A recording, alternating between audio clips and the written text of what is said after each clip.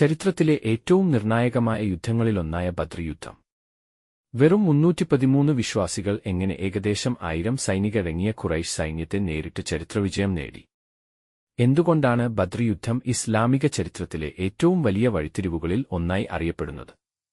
ഇന്ന് നമുക്ക് ബദ്ർ യുദ്ധത്തിന്റെ യഥാർത്ഥ ചരിത്രം അറിയാം. ഇത്തരത്തിലുള്ള ചരിത്ര വീഡിയോകൾ നിങ്ങൾക്ക് ഇഷ്ടമാണെങ്കിൽ ഇതുവരെ നമ്മുടെ ചാനൽ സബ്സ്ക്രൈബ് ചെയ്തിട്ടില്ലെങ്കിൽ ഇപ്പോൾ തന്നെ സബ്സ്ക്രൈബ് ചെയ്യൂ. ഈ വീഡിയോ ഇഷ്ടമായെങ്കിൽ ഒരു ലൈക്ക് നൽകൂ. നിങ്ങളുടെ അഭിപ്രായം കമന്റിലൂടെ അറിയിക്കാനും മറക്കരുത്. ഇസ്ലാമിക ചരിത്രത്തിലെ ആദ്യത്തെ വലിയ യുദ്ധമാണ് ബദ്ർ യുദ്ധം. ഹിജ്റയുടെ 2-ാം വർഷത്തിൽ ക്രിസ്തുവർഷം 624-ൽ റമദാൻ മാസത്തിലെ 17-ാം ദിവസമാണ് ഈ യുദ്ധം നടന്നത്. മദീനയിൽ നിന്ന് തെക്കുപടിഞ്ഞാറ് സ്ഥിതി ചെയ്യുന്ന ബദ്ർ എന്ന പ്രദേശത്തായിരുന്നു ഈ ചരിത്ര സംഭവം. പ്രവാചകൻ മുഹമ്മദ് നബി മക്കയിൽ ഇസ്ലാമിന്റെ സന്ദേശം പ്രചരിപ്പിച്ചപ്പോൾ ഖുറൈശ് ഗോത്രത്തിലെ നേതാക്കൾ ശക്തമായി എതിർത്തു. പ്രവാചകൻ മുഹമ്മദ് നബി മക്കയിൽ ഇസ്ലാമിന്റെ സന്ദേശം പ്രചരിപ്പിച്ചപ്പോൾ ഖുറൈശ് ഗോത്രത്തിലെ നേതാക്കൾ ശക്തമായി എതിർത്തു. മുസ്ലിംകൾ കടുത്ത പീഡനങ്ങൾ അനുഭവിച്ചു. അവരുടെ വീടുകളും സ്വത്തുക്കളും നഷ്ടപ്പെട്ടു. ഒടുവിൽ അല്ലാഹുവിന്റെ കൽപ്പന പ്രകാരം പ്രവാചകനും അനുയായികളും മദീനയിലേക്ക് ഹിജ്റ ചെയ്തു. എന്നാൽ ഹിജ്റയ്ക്കുശേഷവും ഖുറൈശിന്റെ ശത്രുത അവസാനിച്ചില്ല. അവർ മുസ്ലിംകളെ ആക്രമിക്കാനുള്ള അവസരങ്ങൾ അന്വേഷിച്ചുകൊണ്ടിരുന്നു. ഈ സമയത്ത് അബൂ സുഫ്യാന്റെ നേതൃത്വത്തിലുള്ള ഒരു വലിയ വ്യാപാര സംഘം സിറിയയിൽ നിന്ന് മക്കയിലേക്ക് മടങ്ങിവരികയായിരുന്നു. മുസ്ലിംകൾ ആ സംഘത്തെ തടയാൻ പുറപ്പെട്ടു.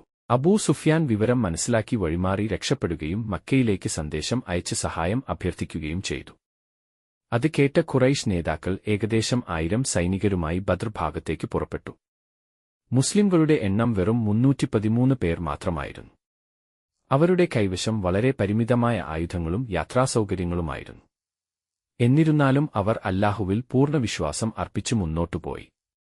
യുദ്ധത്തിനു മുമ്പ് പ്രവാചകൻ മുഹമ്മദ് നബി അല്ലാഹുവിനോട് ആത്മാർത്ഥമായി പ്രാർത്ഥിച്ചു.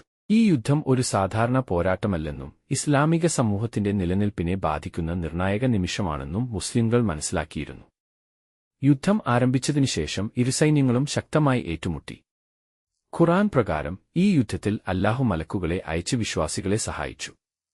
ഈ വിശ്വാസമാണ് മുസ്ലിംകൾക്ക് കൂടുതൽ ആത്മവിശ്വാസം നൽകിയത്. കടുത്ത പോരാട്ടത്തിനൊടുവിൽ മുസ്ലിംകൾ ചരിത്രവിജയം നേടി. ഖുറൈശിന്റെ പ്രധാന നേതാക്കളിലൊരാളായ അബൂ ജഹൽ യുദ്ധത്തിൽ കൊല്ലപ്പെട്ടു. ഖുറൈശ് പക്ഷത്ത് ഏകദേശം 70 പേർ കൊല്ലപ്പെടുകയും ഏകദേശം 70 പേർ തടവിലാകുകയും ചെയ്തു. മുസ്ലിംകളിൽ 14 ധീരസഹാബികൾ ഷഹീദായി. യുദ്ധം അവസാനിച്ചതിനുശേഷം തടവുകാരോട് പ്രവാചകൻ മുഹമ്മദ് നബി പ്രതികാരമല്ല, കരുണയാണ് കാണിച്ചത്. മോചനദ്രവ്യം നൽകാൻ കഴിയാത്ത ചില തടവുകാർ മദീനയിലെ കുട്ടികളെ വായിക്കാനും എഴുതാനും പഠിപ്പിച്ചാൽ അവരെ മോചിപ്പിക്കാമെന്ന് തീരുമാനിച്ചു. അന്നത്തെ കാലഘട്ടത്തിൽ വിദ്യാഭ്യാസത്തിന് നൽകിയ മഹത്തായ പ്രാധാന്യത്തിന്റെ ശ്രദ്ധേയമായ ഉദാഹരണമായിരുന്നു അത്. ബദ്ർ യുദ്ധം ഒരു സൈനിക വിജയം മാത്രമായിരുന്നില്ല, ഇസ്ലാമിക ചരിത്രത്തിലെ ഏറ്റവും വലിയ വഴിത്തിരിവുകളിലൊന്നായിരുന്നു അത്. ഈ വിജയത്തിനുശേഷം മുസ്ലിംകളുടെ ആത്മവിശ്വാസം വർദ്ധിക്കുകയും മദീനയിലെ ഇസ്ലാമിക സമൂഹത്തിന് കൂടുതൽ ശക്തിയും അംഗീകാരവും ലഭിക്കുകയും ചെയ്തു. വിശ്വാസവും ക്ഷമയും ഐക്യവും ഉണ്ടെങ്കിൽ എണ്ണത്തിൽ ചെറിയൊരു സംഘത്തിനും വലിയ വെല്ലുവിളികളെ അതിജീവിക്കാൻ കഴിയുമെന്ന് ബദ്ർ യുദ്ധം ചരിത്രത്തിന് പഠിപ്പിക്കുന്നു. അതുകൊണ്ടുതന്നെ ഇന്നും ഈ യുദ്ധം വിശ്വാസത്തിന്റെയും ധൈര്യത്തിന്റെയും ത്യാഗത്തിന്റെയും പ്രതീകമായി ലോകമെമ്പാടുമുള്ള മുസ്ലിംകൾ ഓർക്കുന്നു. ബദ്ർ യുദ്ധത്തിന്റെ ഈ ചരിത്രം നിങ്ങൾക്ക് ഇഷ്ടമായെങ്കിൽ ഒരു ലൈക്ക് നൽകൂ. ഇനിയും ഇത്തരത്തിലുള്ള ചരിത്രങ്ങളും ഇസ്ലാമിക ചരിത്രത്തിലെ സുപ്രധാന സംഭവങ്ങളും അറിയാൻ നമ്മുടെ ചാനൽ സബ്സ്ക്രൈബ് ചെയ്യൂ. നിങ്ങളുടെ അഭിപ്രായം കമന്റിലൂടെ അറിയിക്കൂ. അടുത്ത വീഡിയോയിൽ വീണ്ടും കാണാം.